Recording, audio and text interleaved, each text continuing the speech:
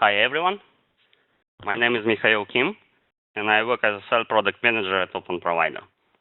First of all, I want to thank you for choosing us as your partner, and we welcome you to our second webinar about using our SSL panel.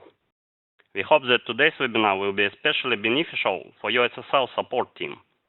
I will demonstrate how to use our SSL panel with some standard workflows that aim to reduce the amount of effort on your side. So let's get started. Certificate ordering experience can vary. It depends on the accuracy of the information. The question is how fast data can flow between participants. So if errors are made by end user when ordering certificate, it will take a long time to fix because of so many participants in the chain of communication. And also it depends on what application you use for your ordering. Okay, now you have access to the SSL wizard. First of all, we split the purchasing process from the issuing process. Often ordering is done by non-technical staff, and issuing is done by technical people. By separating these processes, we are able to simplify ordering for non-technical people, so they are not confused by CSR and other technical details. Basically, a purchase requires only 4 values. Choose product name, set number of domains for multi-domain certificates, set after renewal option, and choose period. After making your order, you will be able to open the new SSL panel to submit all necessary technical details. Okay, this is what it looks like.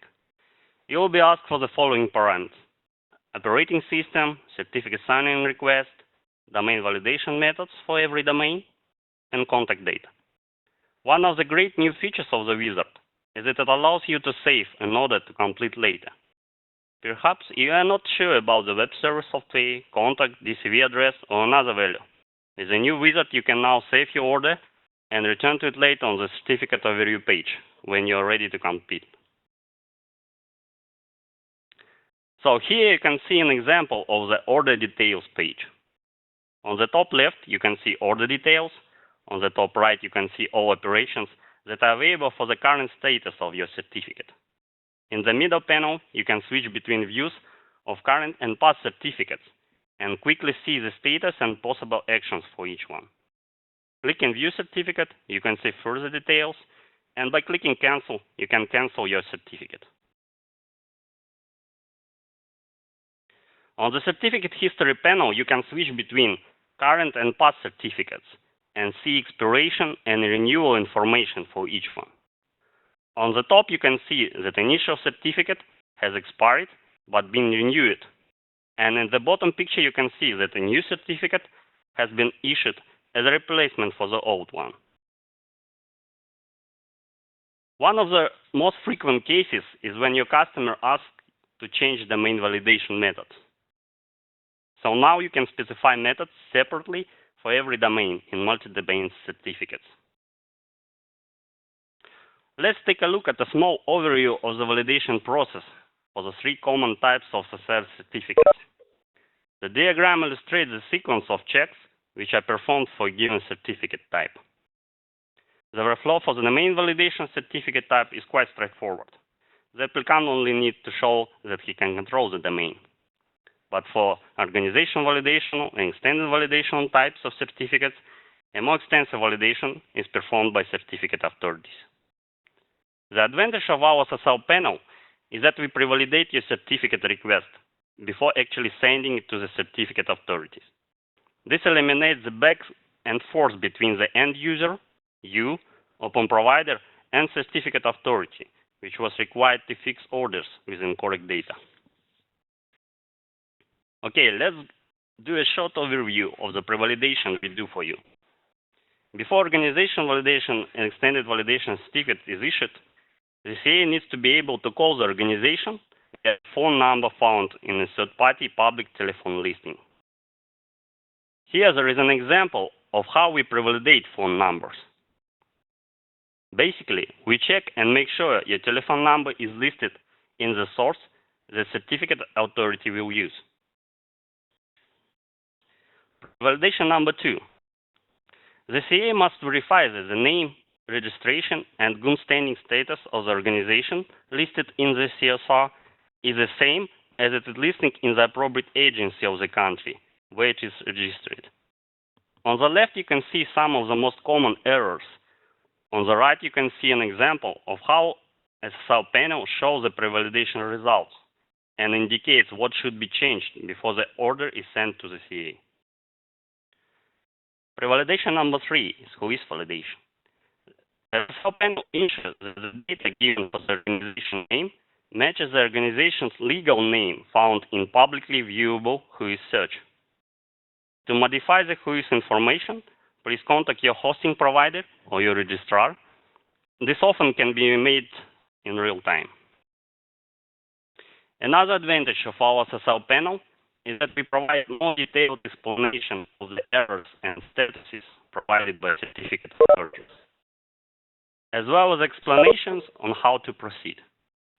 Our support guides extend explanations of errors and statuses constantly based on your feedback. Another improvement to the ordering process of extended validation certificates, which benefits end users. Signing of extended validation documents is completely paperless. End user doesn't need to print, sign, and scan anymore. You just receive link to the website and digitally sign the documents online. In the case of Komodo documents, available in Dutch, Spanish, French, German, and English languages.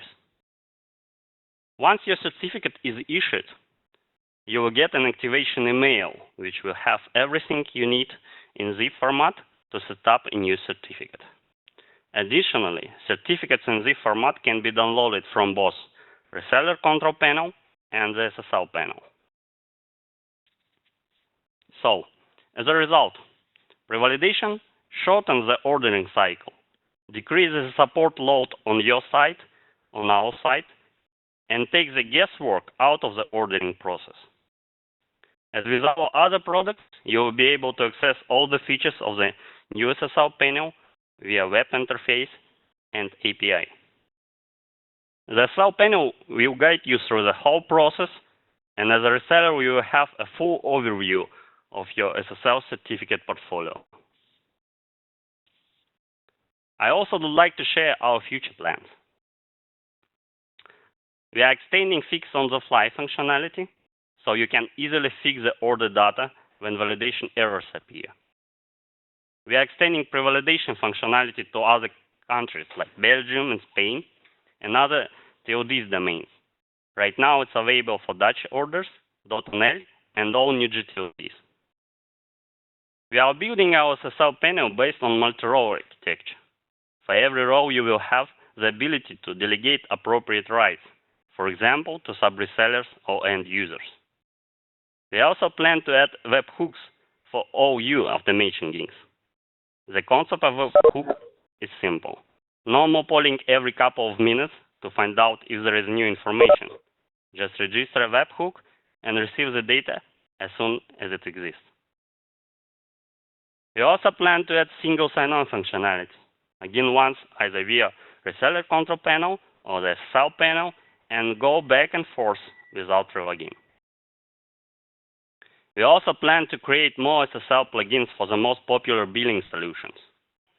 Our roadmap right now includes SSL plugins for WHMCS, Atomia, and Odin. If you use other billing solutions, please let us know. I also believe that getting feedback is essential for us to serve you better. So please let us know what works for you and what doesn't, so we can continue developing our product to meet your needs. I hope this webinar was helpful for you. You can get in contact with us via sales@openprovider.com. Thank you.